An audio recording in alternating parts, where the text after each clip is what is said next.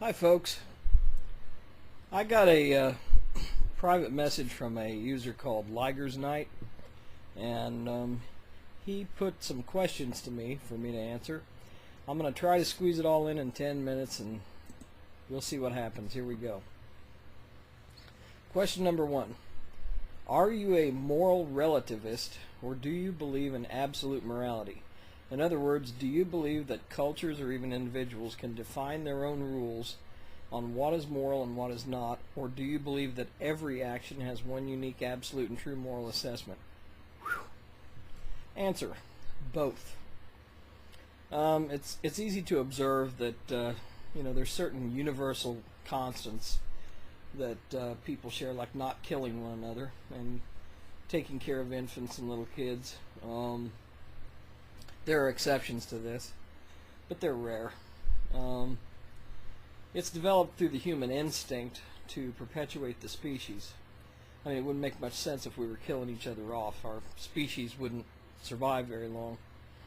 There's a lot of cultures on this planet, and each of them possess a particular set of morals that's unique to them and to their culture, and they're just as valid as ours are. So, that's my answer to that question. Number 2, is your trust in science based on faith or based on science? It's based on my personal observation that the fruits of science are consistent and reliable. When scientists experiment, you get results, and they can prove it. It's grounded in logic and truth. Faith requires belief in the absence of proof. In other words, it's bullshit. Science provides proof and allows the observer to draw their own conclusions based on the validity of the results, and that's concrete. Question 3. Where does language, art, music, and religion come from? Well, they come from a human brain's capacity to perform those tasks. Language is endemic to animals too. We don't know if they enjoy art or music or religion. We just don't know. Humans don't have any proof of what animals think of, but we can observe their behavior, and it's pretty clear that animals don't have religion. But I think it's just endemic. I think it's one of the functions of the human brain. So I don't think there's any mystical connection there. Question number 4. Suppose hypothetically, that you met with someone who knew nothing about you except your first name, and this person was able to accurately name deceased family members, discuss in detail how they died, and describe intimate personal details about your relationship with these people, including people you aren't consciously thinking about. How would you explain this?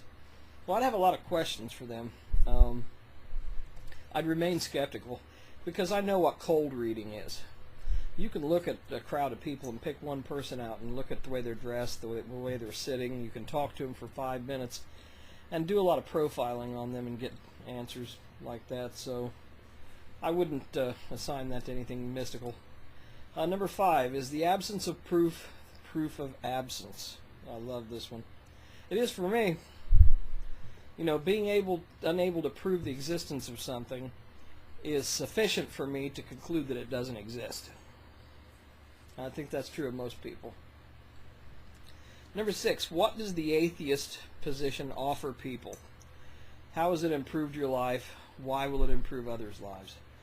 Oh man, you got a day and a half for me to answer this one? Let me just read my answer that I wrote to you. Atheism frees the human mind of unnecessary guilt and paranoia, allowing the individual to enjoy positive self-esteem. They no longer have to believe that they're dirty sinners who are damned to hell if they didn't, earn it. It offers logic in place of irrational and unfounded beliefs.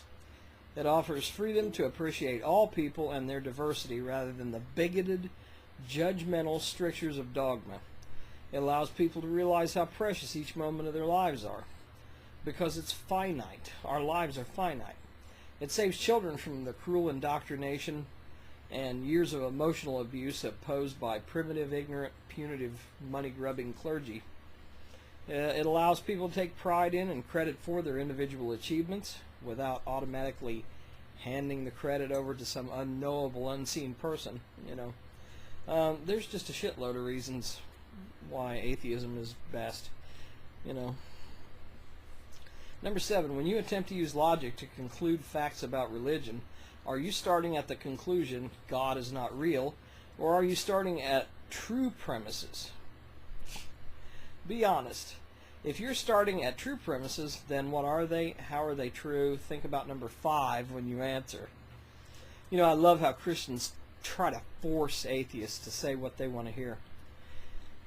The answer is, having been a Christian for over 40 years, I used a chain of logic whose origin was the assumption that God was real.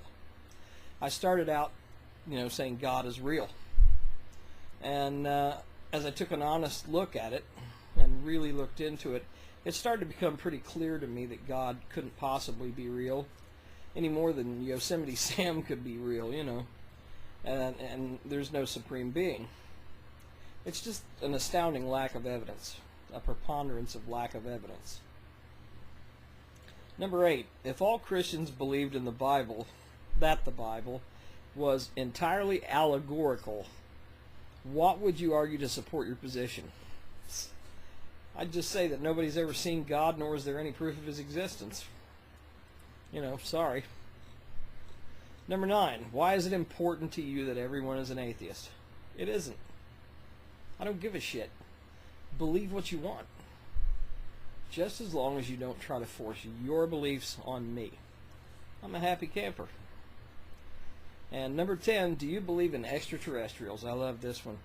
We'd be stupid if we didn't allow for the possibility that there are planets in the universe that support life in the same manner this one does. And I think we'd be pretty stupid not to, at least allow for the possibility that, that some form of intelligent life grew up on these. Did they come here? Probably not.